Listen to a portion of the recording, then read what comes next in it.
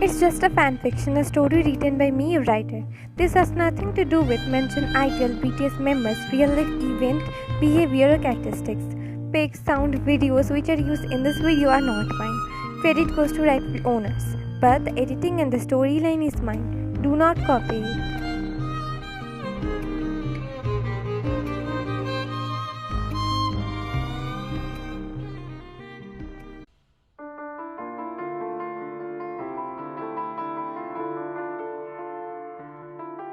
Both looked deep into each other's eyes while breathing heavily.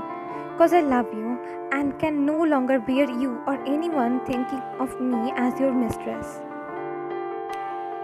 But instead of telling him those words and getting her love for him insulted by him, she just said, "I have started to feel suffocated in this house lifestyle."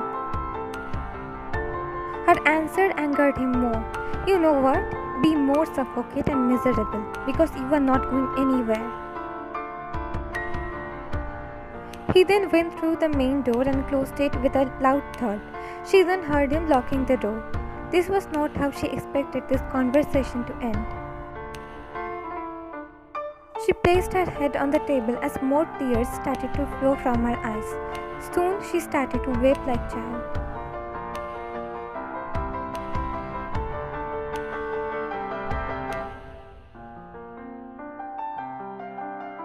Going out of his house main door, Taehyung didn't go anywhere far.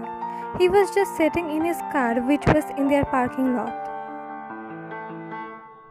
He knew if he stayed there any longer, he would have said more cruel words to her. He was very angry at that thought of her leaving him. He knew from the very start that him and her couldn't last forever. He knew at some point she would find someone and would want to leave him. But the knowing fact still came as a full-blown storm. The thought of her being with someone else or leaving him was making his chest ache in pain, a pain which didn't seem physical.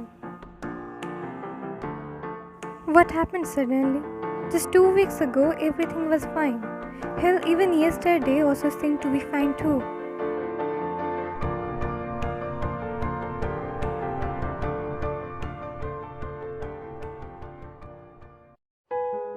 Few hours later,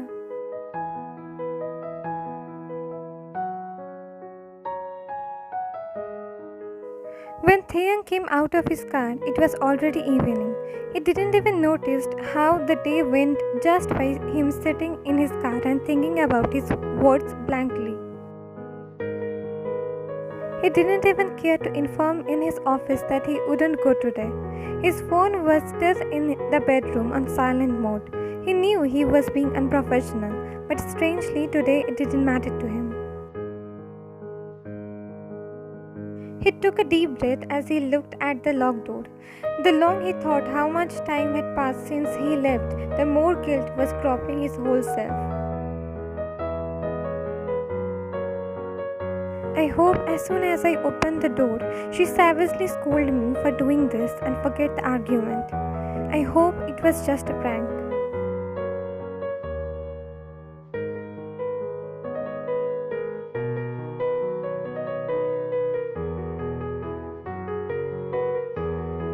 As soon as he entered the house, he saw her sitting on the same chair. He saw last her before leaving. Her face had traces of dried tears. Her eyes were puffy due to crying. He felt someone squished his heart after seeing her state. "You came." Looking at him, she asked in her groggy voice. He nodded, then asked, "Have you eaten anything?" She didn't answer him, instead asked him in return, "Have you?" He shook his head. She started to get up from the chair. "Let me make something quick for you." "Don't. I have told the watchman to order something for us. It will be delivered in some time." She nodded her head while sitting back and looked away. Let's talk calmly about you wanting to leave." She looked into his eyes. For first, I am sorry, Ryan. I shouldn't have left after locking you. It was a proper thing to do. Yes, it wasn't. You did wrong. She acknowledged his words, whereas he nodded his head. Then he took another chair and put it in front of hers. He sat on it facing her. He looked deep into her eyes. So, you want to leave? Yes. His voice was soft, whereas hers was just a mere whisper. Why? Did I do anything you weren't comfortable with? Did I do something wrong? Did someone I know did or said wrong to you? Ryan shook her head as she looked down. Nothing like this happened. I just don't want to continue to be your mistress. And it's not because any of other man that I was just angry and blabbering anything. It was an unspoken truth, right? That someday this will end and we both will go to our separate ways. But I didn't think this will happen so fast. If you want this, then do it. We don't have to continue this. He spoke those words with much difficulty and she instantly looked up into his eyes. You will let me go. Taehyung nodded his head. Now I can't keep you here against your will. Now can I? Thank you. But please stay here until you found an apartment for yourself. I have already found one. It's near the lab I will be working with. Disappointment was clear in his voice. Then I will drop you there tomorrow. You can call a cab today instead. My things are already packed, she said as she controlled herself from breaking down. To hide her glossy eyes from him, she got up from the chair and started to head towards the room. Why are you behaving as if even my breathing also is not good for you? Still, he told her, keeping his thoughts aside. At least leave after having the food I ordered. She halted in her steps and nodded her head.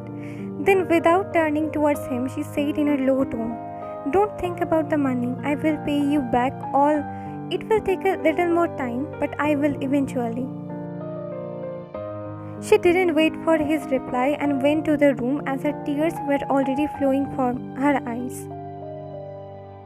He stood there unmoving, looking at her disappearing back. Hurt was clearly visible on his face. A lone tear left his eyes as he said in a low tone, She didn't forget any of my today's words.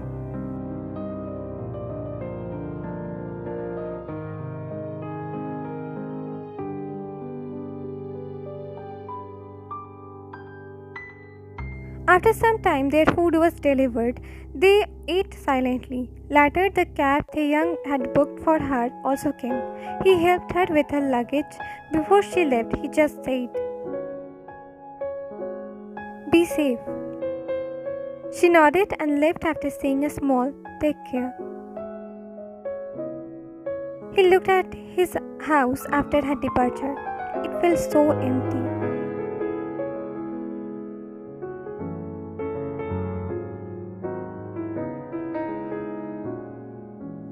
Almost a week later.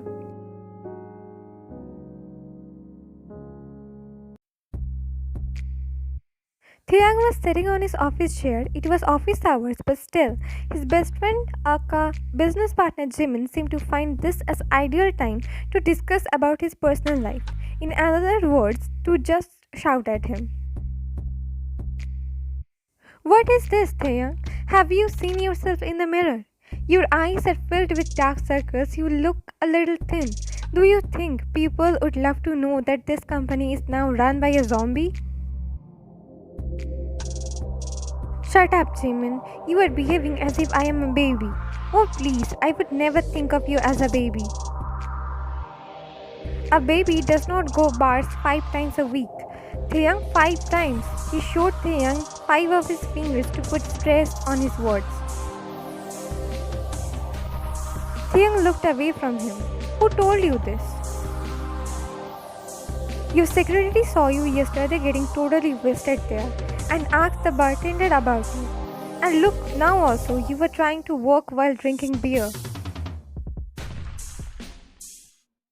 What are you doing, Taehyung? This is not you. It's just because of workload, okay? And anyways, I am a grown-up adult. I can handle myself. Yeah, I'm seeing how you are handling yourself by reeking of alcohol at morning. And don't give me bullshit about work. We both know how much of a workaholic you are. Don't ruin your health or work, Taehyung. Get your shit together before it's too late. Jimmy snatched the beer from him, much to his dissent, and left murmuring, "Who does this kind of thing after ending deal with mistress?" He's behaving as if his Juliet just left him. The last words of Jimin wasn't for Taehyung to hear, but still he heard Jimin. He blankly looked at the closed door. He remembered he went to overseas mall for business meeting. That was the time he had Y and were together for more than 4 months. After the meeting, his business partner jokingly told him that his wife won't let him enter the house if he went home empty-handed after visiting that huge mall. That man also suggested Taehyung to buy something for his girlfriend. Though the man wasn't close enough to know about Taehyung's personal dating life, still he assumed the young CEO must have GF. That time he didn't take effort to correct the man that he didn't have any girlfriend. Instead, he smiled at the man while nodding his head. After that business partner's departure, Taehyung really started to look for something in the mall he could buy. He thought to gift Vian. As it was his first time shopping for a girl's item, he felt very shy. So he just bought a grey colored nail paint, noticing how she changed her nail color every week. Even she had a big collection of nail paints, though those nail paints were far more cheaper than the one he bought.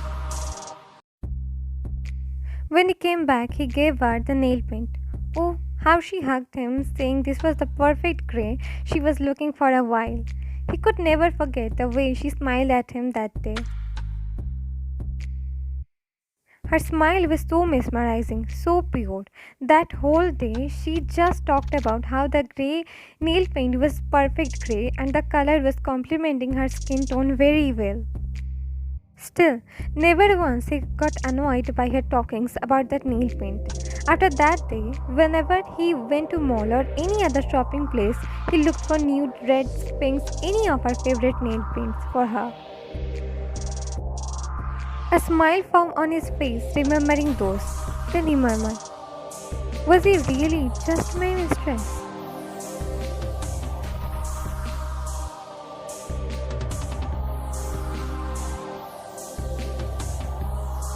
Two days later.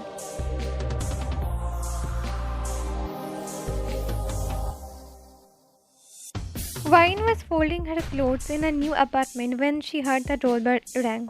She looked at the clock which showed it's 11 p.m. She frowned. She didn't have any friends that would visit her. Her co-workers would just call her before visiting her house only if they had some urgent work for lab. She didn't even order any food. So who was it? She chose to ignore the doorbell since it's too late at night. She resumed her work, but again the doorbell rang, then again. When the doorbell rang for the third time, she couldn't ignore it. If I don't check, the doorbell will be kept ringing. She took her phone and set 911 on her speed dial. If someone creeping was outside her door, she would call 911 immediately.